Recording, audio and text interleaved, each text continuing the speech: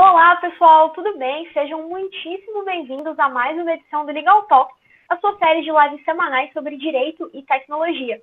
Hoje é o nosso 10º episódio, mal dá para acreditar que já se passou tanto tempo, né? É uma coisa que deixa a gente bem feliz. Como sempre, eu sou a Jamile, eu sou advogada e gerente de comunidade da Original Mind, que é uma RegTech que usa tecnologia de blockchain para melhorar a governança e reduzir a burocracia. Bem, sem mais delongas, a convidada de hoje é a Gisele Truzzi, que é CEO da Truzzi Advogados e é uma especialista em LGPD e coisas assim. Então, Gisele, conta pra gente quem você é, se apresenta, por favor. Olá, pessoal, tudo bem? Tudo bem, Jamile? E o pessoal aí que está assistindo do trabalho, de casa, do celular, no trânsito, enfim, né? Legal a gente poder ter esse tipo de tecnologia para levar um pouco mais de conhecimento aí para as pessoas que têm interesse nessa área do direito digital e outras tecnologias também que estão surgindo. Bom, meu nome é Gisele Truzzi, eu sou advogada especialista em direito digital, sou proprietária de Truzzi Advogados. Eu estou nessa área do direito digital já há 14 anos, atuando com direito digital. Também cheguei a atuar em outras áreas, principalmente com civil e criminal, mas sempre voltado para o direito digital. Então, o direito digital é um ponto onde se conectam algumas áreas do direito focado para a tecnologia. Então, eu já trabalhei em escritórios de outras pessoas, de outros advogados, e aí em 2010 eu saí de um grande escritório especializado na área e resolvi alçar voo solo. E comecei nem pensava mesmo em montar o meu próprio escritório e tal, mas aí, após uns meses sabáticos, de repente começaram a me chamar para dar palestra, para fazer trabalhos específicos de consultoria, e aí fui criando meu próprio nome nessa área. Minha família, meus pais não são advogados, não tem nada a ver com o ramo jurídico. Eu tenho 2 tios que são advogados no interior, né? Minha família é do interior de São Paulo, de São José do Rio Preto, mas eles atuam na área de família, são aqueles advogados bem tradicionais que não fazem a menor ideia como a gente age com a internet no dia de hoje. Então, eles sempre pedem meu socorro aí nessa parte digital, né? E aí, fui desenvolvendo aqui o nosso escritório, sempre focado no ramo do direito e novas tecnologias. Hoje em dia, a gente atende tanto pessoa física quanto pessoa jurídica, sendo o nosso foco principal em empresas mesmo, em pessoa jurídica. Então, a gente tem várias empresas que são startups, né? Empresas em crescimento, em desenvolvimento, que sempre têm um pé ali na tecnologia. Se não são empresas que atuam diretamente com tecnologia, são empresas que estão precisando modernizar assim, o seu core business ou precisam de um suporte mais voltado para o mundo tecnológico, né? Então, aí a gente trabalha aqui tanto na área de consultivo, que a gente diz que seria a consultoria, né, elaboração de documentos, uma assessoria jurídica direta, constante para essas empresas, e também na área de contencioso, que envolve toda a parte de processo judicial, né, tanto na esfera civil quanto na esfera criminal, desde que envolva temas relacionados ao direito digital. E eu também dou palestras, dou aulas, cursos, sempre me convidam em alguma universidade, alguma instituição. Então, essa área de atuação do direito digital ela é muito grande e a gente sempre vai ter cada vez mais trabalho, né? Não tem jeito. As pessoas sempre te convidam e a gente resolveu te convidar também. É isso aí. Eu achei bacana essa coisa de a gente fazer lives, né? Porque às vezes a gente não tem a possibilidade física, né, de fazer um bate-papo com todo mundo junto, né, e transmitir isso online, né? Então, às vezes a gente está aí do outro lado do mundo e um aqui e conectando pessoas aí através de um hangout, de uma live. Eu acho bacana, né? A gente tem que usar a tecnologia a nosso favor, né? E não nos tornarmos reféns dela, né? Então, eu acho bacana esse esquema de lives, assim, eu acho que a gente dinamiza o conteúdo, a gente populariza vários temas que às vezes são inacessíveis para as pessoas hoje em dia, né? Então, eu acho bem bacana e gostei muito do convite de vocês, né? Eu conheci um pouquinho já da Original Mind e eu achei uma ideia muito bacana de vocês fazerem essa live para a gente trazer esses assuntos sobre a nova LGPD, né? Que muita gente não faz a menor ideia do que se trata, né? Mas vai afetar todo mundo aí a partir do ano que vem. Pois é, a gente sempre fala que as lives elas vão nessa linha de democratização do conhecimento, né? Principalmente nesse sentido de direito e tecnologia, porque a gente vê aí uma dupla uma influência mútua, né?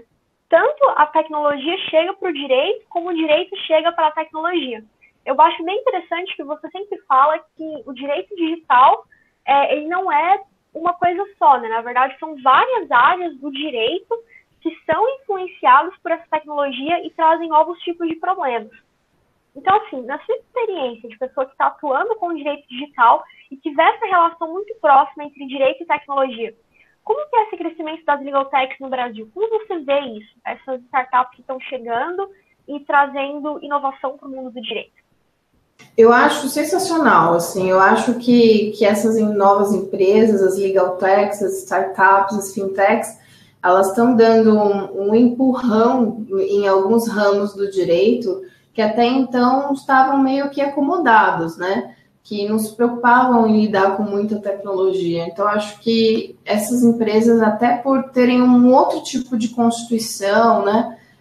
Ou de focarem os seus negócios propriamente na tecnologia, elas forçaram o direito a se atualizar, porque das empresas para trabalharem no Brasil, obviamente, tem que estar de acordo com a legislação brasileira. Então, é uma ferramenta ao contrário que a gente faz. Não é o direito se adaptar à situação, é a situação fazendo o direito se adaptar a ela mesma, né? Então, deu esse empurrão, essa força motriz em vários ramos do direito, para que os profissionais se atualizassem, se capacitassem, para que legislações fossem saindo do papel, né? A fim de dar mais gás, dar mais propulsão para não só o ordenamento jurídico, para se modernizar o nosso ordenamento jurídico, mas também para legalizar essas empresas, permitir que elas atuassem de uma maneira mais prática dentro da nossa legislação, né? Então, eu vejo isso, acho que até as startups, né, influenciaram muito nessa questão da LGPD, da aprovação da LGPD, as redes sociais impulsionaram isso também. Então, foi todo um boom, né, que ficou, acho que, fermentando uma massa de situações com novas empresas, essencialmente tecnológicas, questões de vazamento de dados por aí que vieram à mídia, uma necessidade maior das empresas terem mais competitividade entre si, terem um diferencial, por um outro lado, uma necessidade do cidadão de ter acesso aos seus dados que são utilizados pelas empresas, de saber quais dados estão sendo armazenados e tal. Acho que isso impulsionou todo o surgimento de projetos de lei e de leis, de fato, que foram aprovadas por conta dessas novas situações, né? Então, acho que o direito acabou contribuindo para fomentar algumas áreas, né, do mercado, e essas próprias empresas também fizeram o direito dar aquela modernizada, deu uma empurradinha naquela tartaruga, né? Que eu digo que a tecnologia é uma lebre e o direito é uma tartaruga, então eles nunca andam juntos, né? E de repente a tecnologia deu aquele empurrão e falou: olha, a gente tem que andar, tem que acelerar esse processo, senão não dá, né? E aí os profissionais começaram a olhar para essas situações e não tiveram como, se não se adequar às novas situações que a gente precisa. Pois é, e eu acho que um dos principais casos que a gente tem disso recentemente no Brasil foi a LGPD, né? Que é a Lei Geral de Proteção de Dados.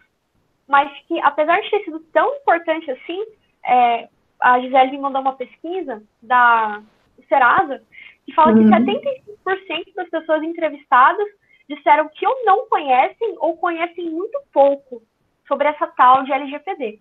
Então, Gisele, explica pra gente o que é LGPD e por que isso é tão relevante pra gente hoje.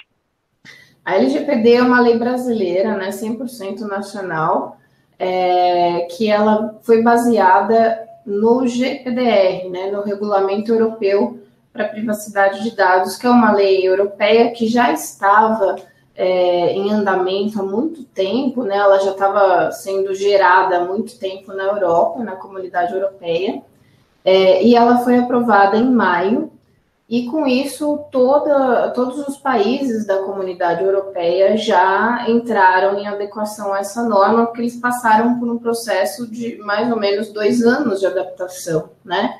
E é uma lei, o GDPR é uma lei muito forte, muito complexa, extremamente extensa e robusta, e que também prevê multas milionárias aí para quem descumprir.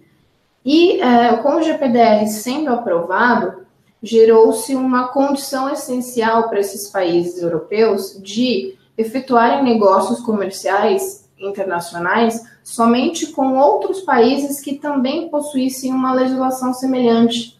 Ou seja, o nosso país começava a ficar à mercê de relações comerciais com a comunidade europeia. Isso colocava a gente em desvantagem comercial muito grande, né?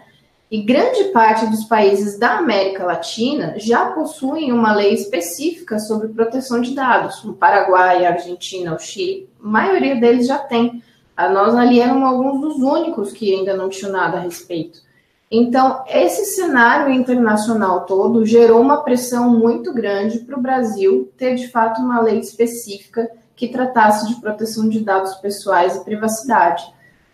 A gente tem algumas disposições legais no nosso ordenamento jurídico esparsas sobre proteção de dados e privacidade. A gente tem alguns dispositivos na Constituição Federal, uma ou outra questão no Código Civil, e aí a gente tem normas esparsas, legislações complementares, né, cerca de 30 a 40 normas esparsas, que são mais regulamentares, como normas do Bacen, de Serasa, ou da SUSEP, né, relacionado a seguros, do sistema financeiro e tudo mais, que são focadas para nichos de mercado específicos, mas a gente não tinha até então algo unificado, né, uma lei federal mesmo, que obrigasse todo mundo à mesma situação.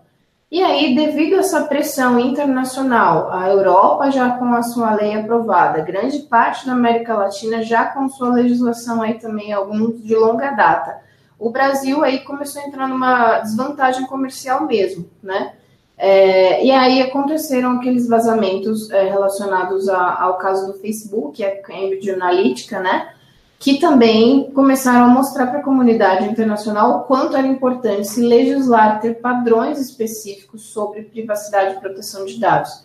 E aí que o projeto de lei da LGPD, que já tramitava no Congresso há cerca de 8 anos, ele foi sendo empurrado para ser aprovado, né? A gente teve várias discussões aí, audiências públicas ao longo desses 8 anos que ele ficou tramitando, e aí, de repente, nasceu, né, como a LGPD, que tem forte inspiração no GPDR, no regulamento europeu, né, adaptada aqui para as nossas situações. Então, esse é o contexto, né, em que surgiu a nossa LGPD. Ela foi aprovada em agosto do ano passado, e ela vai entrar em vigor, na realidade, em agosto do ano que vem, de 2020, né? Então, nesse período que a gente chama de vacância, né, o vacatio legis, que é para as empresas e para as pessoas se familiarizarem com a legislação e se adequarem. Então, na realidade, a LGPD ela vai se aplicar para toda pessoa ou empresa, pessoa jurídica, né, que fizer tratamento de dados. E aí, tratamento de dados se refere a dados pessoais, então qualquer indivíduo, seja ele pessoa física, ou trabalhe sozinho, né, ou tem uma empresa, vai ter que se adequar à LGPD se você, de fato, tiver acesso a dados pessoais. O simples fato, às vezes, de você ser um professor universitário, por exemplo, e você tem uma planilha onde você armazena todos os dados dos seus alunos, né, dados pessoais deles, e-mail, datas de nascimento, histórico escolar, enfim. E você tem isso guardado para você ter um gerenciamento ali das suas informações, né? Você vai ter que se adequar à LGPD também. Então, trabalhadores que são focados em uma empresa individual, né, um único indivíduo, mas tem algum dado, seja ele online ou físico, planilhas impressas mesmo, um caderninho, que seja que você tenha dados pessoais de terceiros armazenados, você tem que observar a LGPD.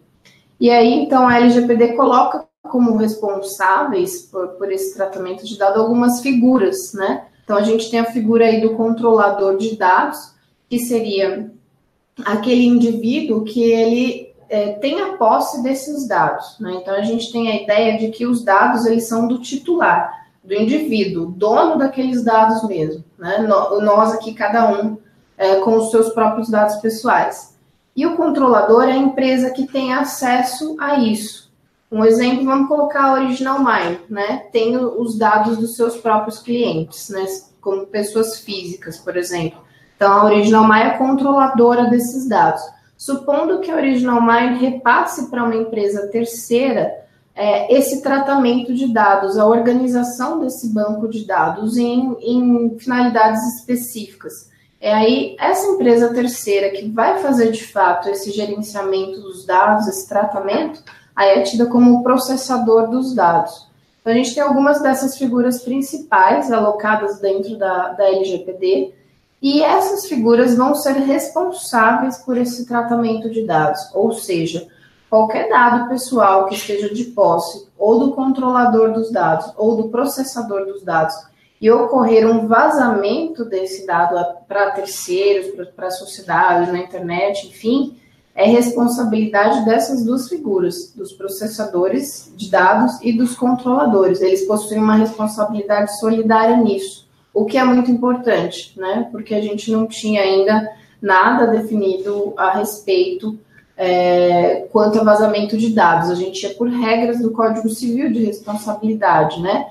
Mas a gente não tinha nada específico sobre isso.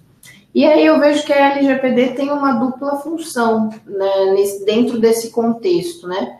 Uma que seria um fomento ao desenvolvimento econômico e tecnológico, pelo seguinte: agora com a LGPD, as empresas que se mostrarem que estão adequadas à LGPD, que estão compliance com essas normas, obviamente isso vai se tornar um diferencial delas no mercado.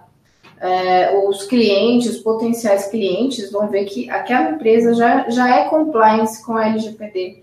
Obviamente, ela sai na frente. Então, ela atende a LGPD, consequentemente, ela vai acabar atendendo ao GPDR também. Isso significa que ela vai poder comercializar com empresas europeias também. Então, isso que eu vejo como um desenvolvimento econômico e tecnológico, né? É um selo a mais que agora as empresas podem ter.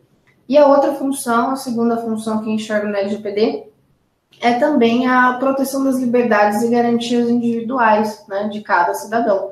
Uma vez que agora pela LGPD, a gente tem a sensação de que, de fato, o direito aos nossos dados, que nunca deveria ter saído da nossa esfera, ele nos é devolvido. Então, a gente retoma esse poder de direito, de controle, de acesso, de ciência do que estão fazendo com os nossos dados, que isso nunca ficou muito claro na nossa legislação, tá?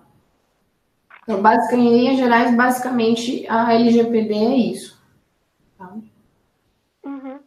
Mas, assim, uma coisa que eu vejo é que eu gostei muito da sua explicação, mas ela normalmente foca muito no lado da empresa, né? A gente não costuma ver tanto o impacto que isso vai ter para a gente enquanto cidadão. Então, eu, Jamile, quando a LGPD entrar em vigor, concretamente, o que muda para mim? Tem como você me dar algum caso específico, assim, algum exemplo? Um exemplo prático, né? Perdão. Assim que a LGPD foi publicada, passaram alguns meses, eu tomei a prática muito chata de um típico advogado, de verificar cada rede social que eu tenho conta pessoal, se aquela lei estava compliance com o GPDR, né? Porque pensando se aquela plataforma, melhor dizendo, estava compliance com o GPDR e, obviamente, estaria com a LGPD. Por quê?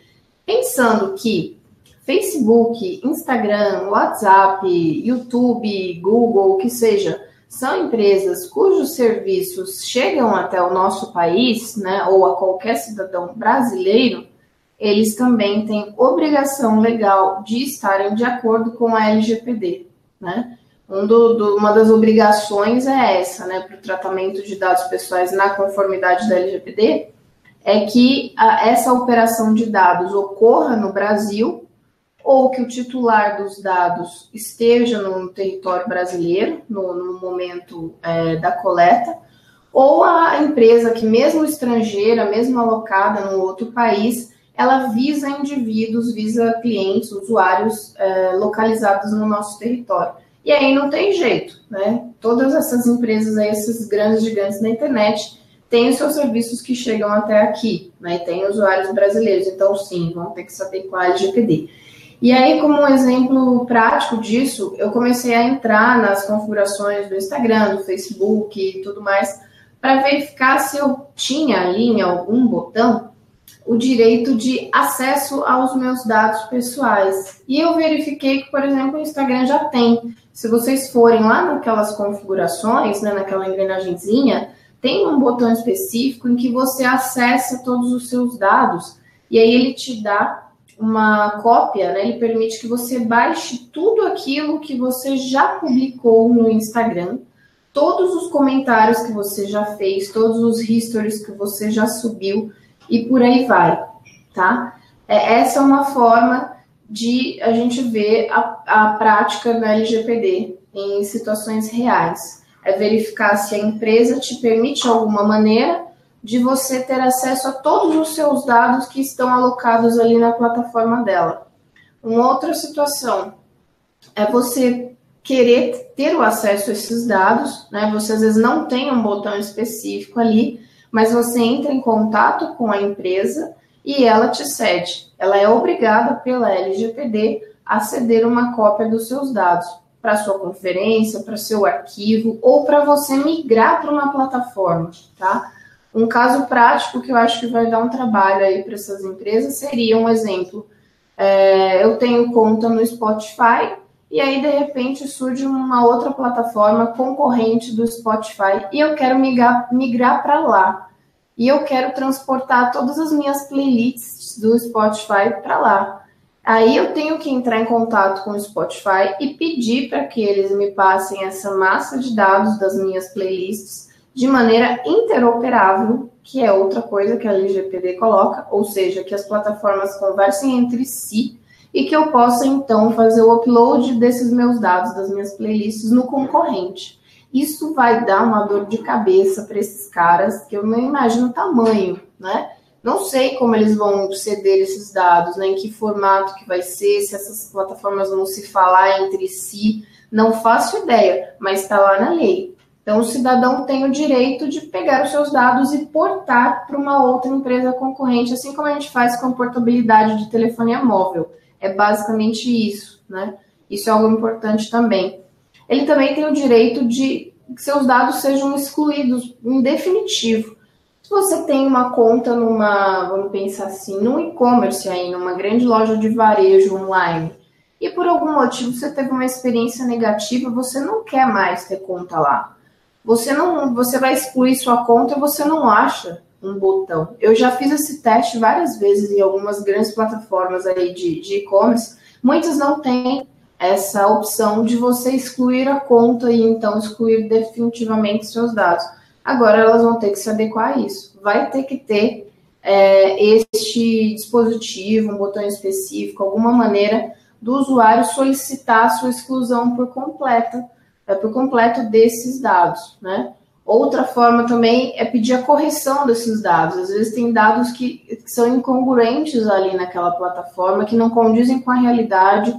Ou um exemplo, você descobre que seu nome está negativado no Serasa, ou que existe uma pendência em alguma instituição financeira, só que na realidade você já pagou isso há um certo tempo, você já tem até o comprovante de pagamento. Então a plataforma tem que ceder alguma maneira que seja mais fácil e prática para o usuário conseguir fazer essa correção direto com ela, tá? Então, a gente tem alguns direitos específicos, né, o direito de acesso, de portabilidade, de consentimento e N outros aí, que o cidadão pode e deve exercer, né, apesar de que isso sempre fazia parte, né, dos nossos direitos ao acesso dos nossos dados, mas não era nada determinado na lei e que as empresas tivessem que observar, né. Agora não, agora vão ter que observar e fornecer mecanismos para que o usuário consiga cumprir isso, tá? Então, esse é um pequeno ponto de vista prático de que o usuário vai conseguir sentir no dia a dia. Um outro exemplo também bem prático. Ele se matriculou numa academia, frequentou a academia por um certo tempo e não é mais aluno daquela rede de academias. Mudou, foi para uma outra. só que ele continua recebendo o spam daquela antiga academia, antiga rede, né? Isso é muito comum. A gente parece que quando entra numa lista de newsletter, parece que você nunca mais consegue sair, né? Por mais que você clique lá, sempre estão te colocando. Então, é porque em algum momento você fez parte de um cadastro, de um banco de dados, e aí eles atualizam aquilo lá e levam todo aquele mailing de novo, né? E agora, com a LGPD, isso também não vai mais poder acontecer. Então, se você não teve uma relação com aquela empresa que fez surgir esse contato comercial, essa relação comercial que, então, te inseriu numa mailing list, numa newsletter, ou você não autorizou expressamente o recebimento disso, você pode entrar em contato com essa rede, com a plataforma que seja, e pedir para que o seu nome seja excluído definitivamente desse banco de dados, uma vez que você não tem mais relação alguma com essa rede, tá? Então, aí, as empresas vão ter que começar a se adequar a isso, porque uma vez que o usuário pede para sair dessa lista, ele, de fato, não deve ser inserido novamente. E a inserção desse usuário reiteradamente pode ser um caso de infração à LGPD e ocasionar multa se isso levar a uma denúncia, né? Então, aí é onde a gente fala que os dados, eles têm um tempo de vida, né? A relação do tratamento de dados, ela tem um ciclo de vida, e esse ciclo deve ser observado. Então, a empresa, se tem uma relação com o usuário, ela deve armazenar os dados pessoais dele ali por um certo tempo, enquanto durar essa relação. Ou, dependendo do tipo de relação que for, por até 5 anos, para fins fiscais, em alguns casos, né?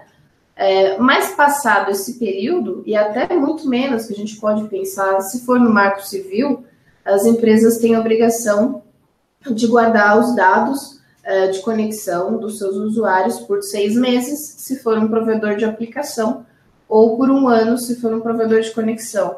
Então, em tese, as empresas teriam uma obrigação de guarda desses dados de 6 meses, 1 ano, se não for uma relação que envolva fins tributários, né, e fiscais. E aí, terminada essa relação, passou esses 1 ano ou 6 meses, ou é uma relação que tem efeito tributário fiscal 5 anos, a empresa tem que excluir definitivamente os dados desse usuário da sua base, ou então anonimizar. E aí a gente entra o que é anonimização, né? Então seria eu desconfigurar esses dados de modo que eu não possa mais identificar aquele indivíduo. Então eu tiro ali na coluna de CPF, por exemplo, tiro a coluna de CPF daquelas pessoas, eu tiro o nome, eu identifico só que é uma pessoa do gênero masculino ou feminino, a idade que tem, a cidade onde mora, mas ela não é mais identificável. Eu não posso mais conseguir identificá-la individualmente dentro de um grupo de pessoas. Ela se torna só mais uma pessoa ali para fins estatísticos, para métricas, pesquisas e tal, e isso se torna um banco de dados anonimizado. Ou, se vai dar muito trabalho anonimizar isso, o que eu posso fazer? Eu posso criptografar esse banco de dados dessas pessoas cuja relação com a minha empresa já terminou.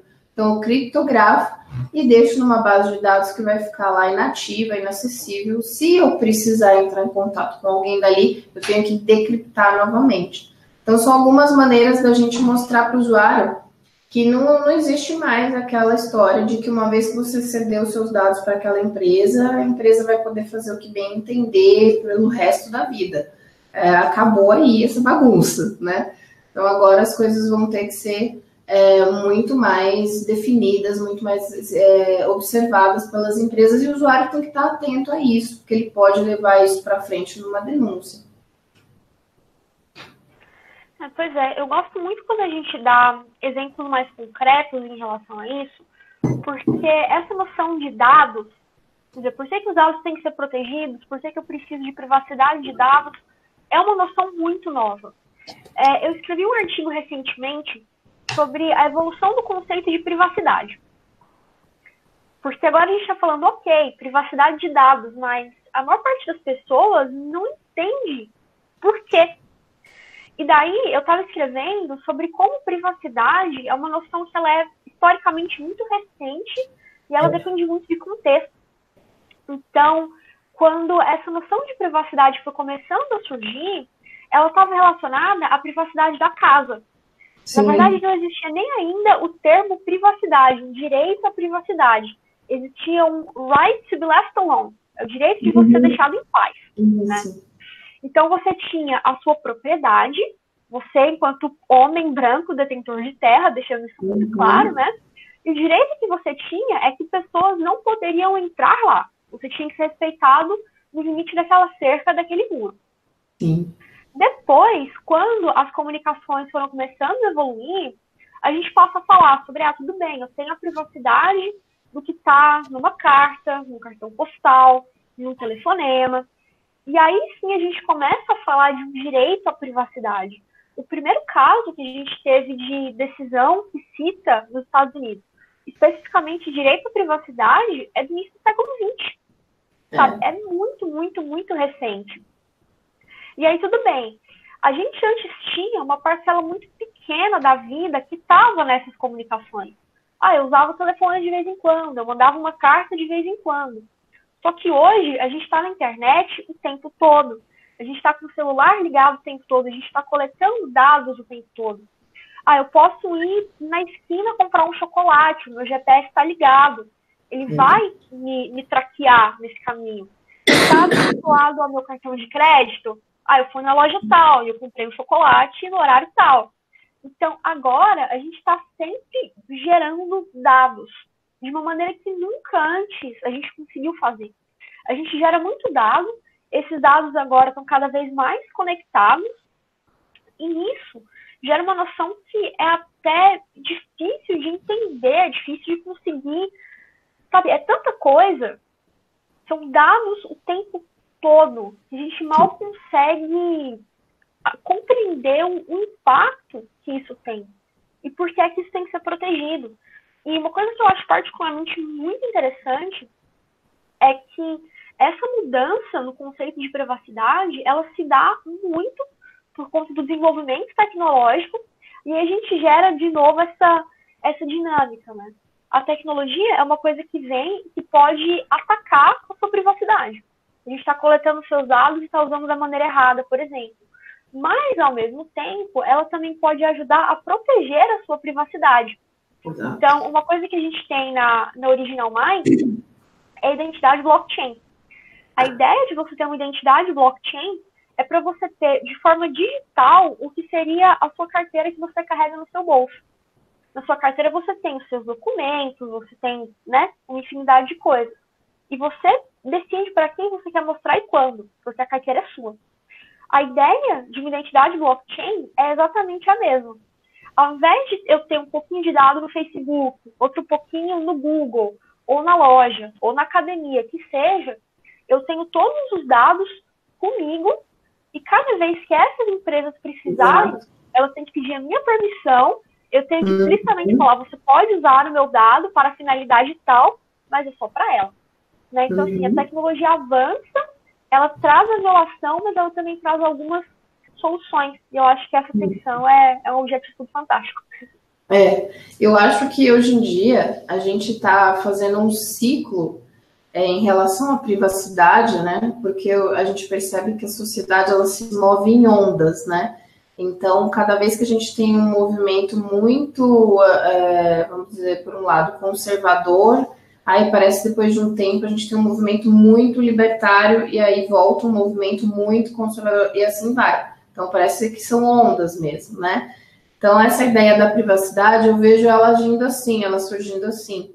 A gente teve lá muito tempo atrás uma ideia de privacidade muito fechada, né? Muito coesa, muito sólida, muito fechada e que, de fato, estava ligada intimamente ao direito patrimonial. Né, a casa do indivíduo era a privacidade, a invasão de privacidade era você invadir a casa, você entrar na casa sem ser convidado, né, ou sem ter um mandado judicial. E esse tipo de direito à privacidade, né, a gente bebe lá na fonte americana, né, que os americanos, em questões de privacidade, eles estão muito mais desenvolvidos do que a gente. Então, eles falavam em privacidade, a primeira vez que o termo privacidade surgiu, foi exatamente num artigo que falava, né, do Right to be Alone, né, o direito de estar sozinho, que ele já tem 100 anos de idade, esse artigo. Então, foi a primeira vez em que o termo privacidade no direito americano surgiu, foi há 100 anos atrás. E a gente, qual que é o nosso paralelo aqui? Isso foi surgir na nossa Constituição, o termo privacidade, no artigo 5º, inciso 10 da Constituição, foi surgir há 30 anos atrás, né? Então, é muito tempo. Você tem um histórico de privacidade. Foi ontem, né? Foi ontem. Foi ontem. Foi ontem. É mais nova que eu, a Constituição, né? Então, é bem isso, né? A privacidade para os americanos, ela já faz parte da vida ali. Ela é intrínseca, né? Ela já tem esse histórico centenário. E a gente é uma privacidade balzaquiana, que acabou de fazer 30 anos agora. Ela ainda está aprendendo para onde ela vai, né? Então, é o que eu falo, eu vejo essa dicotomia, assim, se a gente for pensar em simbologias, em figuras, né? A gente tem, tipo, uma senhora idosa, tipo uma Rainha Elizabeth, pensando nela centenária, com trilhões de histórias e sabedorias e causos para contar sobre privacidade, e a gente tem a nossa Constituição aqui de 30 anos, no meio da Avenida Paulista, com um trânsito lotado, com um mapa na mão, sabendo para onde vai, né? O que eu faço agora, né? Com um mochilão nas costas. Eu vejo que esse é o nosso conceito de privacidade baseado com o conceito americano, né? Essa dicotomia total, né? Da senhora centenária e da balzaquiana que está começando a tomar um rumo na vida, né? E aí a gente tem, ligado à privacidade, a gente tem o conceito de intimidade. E isso era muito, muito coeso, muito forte, muito fechado há muito tempo atrás, né? E com a tecnologia, isso foi se expandindo, foi se abrindo. A divisão entre público e privado foi ficando cada vez mais tênue, a ponto da gente ver em alguns artigos jurídicos mencionarem, ao invés do termo intimidade, mencionarem extimidade, porque estava ligado ao exterior. Eu vi em 2 textos jurídicos esse termo. Se vocês pesquisarem, vocês vão ver algumas pessoas do mundo jurídico ligadas à tecnologia falando em extimidade, porque entrou naquele conceito do pessoal que, os blogueiros, os digital influencers, que eles publicam tudo ali, basicamente, da vida deles, que a câmera deles é a janela do mundo, é o quarto deles, é a casa deles, é a vida deles. Eles já, até pessoalmente, eles já não têm muita noção do que é público e o que é privado. E muitas vezes as pessoas, hoje em dia, na rua, a gente percebe isso. Muitas vezes a gente percebe nas postagens de redes sociais e pessoas interagindo com o celular na rua, publicando e compartilhando coisas que talvez há 10, 15 anos atrás elas jamais fizessem, jamais elas teriam coragem de fazer. Por aí você vê que a tecnologia força a uma evolução, né? Pode ser boa, pode ser ruim, né? E aí, essa evolução que gerou esse, vamos dizer, esse compartilhamento da intimidade, da privacidade, nessa abertura da privacidade, por um outro lado, começou a trazer reflexos negativos, né? Com uma exposição indevida, com uso de dados sem autorização, com crimes de falsa identidade, né, com pessoas se passando por você porque tem acesso aos seus dados, com vazamento desses dados e tudo mais. Então, essa abertura total, esse deslumbramento com a tecnologia começou a trazer impactos negativos, né? E aí a gente começou a entrar, eu acho que nessa terceira onda de tentar fazer um equilíbrio. Olha, a tecnologia é legal, sim, é bacana, mas não dá para a gente deixar tudo na mão de todos, né? Nós temos que ter o controle dos nossos dados, por isso que eu acho que a identidade em blockchain, ela é sensacional, porque é uma maneira que eu, titular dos dados, eu cedo o acesso a tais empresas, a tais pessoas. Então, eu dou a validação, que é um consentimento mais expresso e explícito que esse, né? Além do que ele já vai estar autenticado, né? Eu não preciso fazer uma nova conferência. Então, acho que aí essa terceira onda do conceito de privacidade, ela está fazendo as pessoas começarem a pensar melhor o que de fato é privado, o que é público, o que merece ser público na vida de cada um. Hoje em dia, depois de mais de 15 anos aí de rede social, todo mundo já tem uma história de alguma coisa indevida para contar relacionada à rede social, né? Se não foi consigo mesmo que aconteceu, foi com uma outra pessoa que conhece, ou algum caso de algum stalker, né? Todo mundo tem algum caso para contar em relação à exposição demais, né, na internet, ou a dados pessoais, ou vazamento de dados, ou ter alguém se passando por você, ou é um ex-maluco que tem os seus dados e começa a fazer conta no seu nome, comprar coisas e cria perfis. Tá cheio disso, né? E aí as pessoas começaram a prestar atenção que, opa, eu não posso deixar os meus dados aí soltos, passeando na mão de qualquer um. Eu tenho que ter esse acesso. Eu acho que aí a gente começou de tanto incidente, né? Eu falo tanto episódio Black Mirror acontecendo na nossa vida, as pessoas passaram a pensar melhor e, de fato, se preocuparem com isso. E é importante, né? Eu acho que a gente está indo por um caminho que pode ser que a gente consiga equilibrar melhor essa equação com a privacidade. Eu sou uma pessoa e eu não nego que eu sou extremamente dialética hegeliana. Né? A gente sempre tem tese, antítese se combinando por uma síntese que vai virar uma nova tese. Então, assim, sim, eu sou dessas. O mundo é sempre movimento, né? A privacidade, a exposição, a tecnologia, o direito, acho que tudo são interações, e o trabalho que a gente faz é para tentar fazer essas interações irem por um caminho mais acertado. Mas a gente está no tempo limite aqui já. Se você quiser falar alguma coisa, fazer considerações finais para o pessoal que está em casa. Tá. Bom, deixa eu pensar. Eu tinha feito mais ou menos um roteirinho aqui. Deixa eu pensar o que... uma coisa legal que eu acabei não falando, eu pulei aqui no meu roteiro. A gente fala muito na LGPD de dados sensíveis, né? Então, a gente tem dado pessoal e a gente tem dado pessoal sensível. E o que é dado pessoal sensível? São dados que te permitem te identificar muito fácil e que estão ligados à biometria. Então, a gente coloca aí a foto, as digitais, a leitura de íris, dados que têm a ver com sua opinião política, filosófica, religiosa, orientação sexual, estilo de vida. São dados que são muito intrínsecos a você. E para esses dados sensíveis, a gente precisa de uma autorização especial. Então, vai ser uma prática agora, com a entrada em vigor da LGPD, as empresas que, ao captarem dados das pessoas, se elas precisarem para o seu negócio de dado pessoal sensível, precisa de um campo específico para que essa pessoa autorize esse dado sensível. Então, não vale mais aquele checkbox para tudo, né? Eu sei dos meus dados pessoais e ali estão captando também a sua orientação sexual, a sua opinião política e tal, né? Vem um pacote todo que você nem sequer sabe. Agora, o usuário ele tem que saber, sim, exatamente quais os tipos de dados a serem capturados. Isso é muito importante, então, porque as empresas vão ter que discriminar os tipos de dados que vão capturar. E se entrar em dado pessoal sensível, o usuário tem que dar uma autorização específica para isso.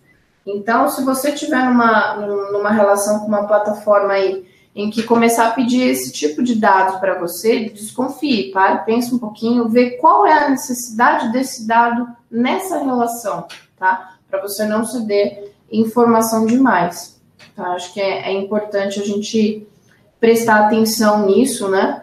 Pensar sempre já fechando aqui, quando a gente está criando uma conta online em qualquer tipo de plataforma e estão pedindo, né, os nossos dados, pensar, para que eu estou fazendo essa conta aqui? É para fazer uma compra online, ok? Mas por que para fazer essa compra online estão pedindo o nome da minha mãe? Estão pedindo o meu tipo sanguíneo? Estão pedindo a minha orientação sexual, né? Não há necessidade, concorda? Se for um aplicativo vamos pensar assim, de relacionamento, ok, pedir as suas preferências sexuais e tudo mais, mas um outro tipo de plataforma não faz sentido, né?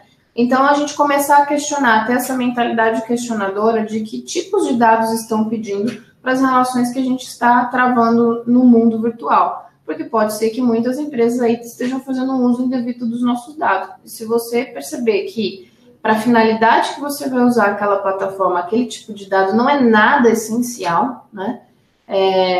Pare por aí, tá? Então, tenha essa consciência de ceder somente os dados necessários e essenciais para aquele tipo de serviço que você vai usar, tá?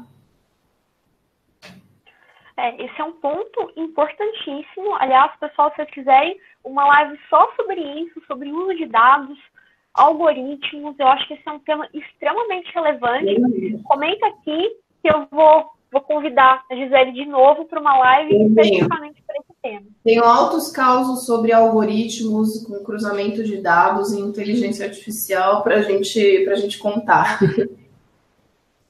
Tem alguns casos que são absolutamente medonhos, desde empréstimo de banco, gente não podendo pagar fiança para sair da cadeia, tem muito caso. Sim. Mas hoje a gente já estourou o tempo aqui. Duas coisas, pessoal. Eu vou deixar aqui na descrição o link para o site do Original Mais. Deem uma olhadinha lá, tem bastante coisa bem legal.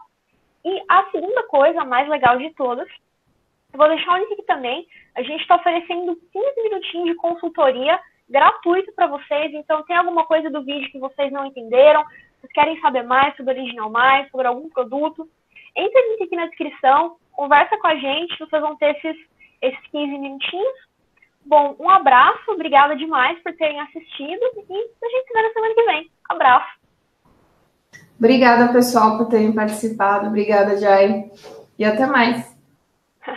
Obrigada, Gisele. Tchau, Até. tchau. Tchau, tchau.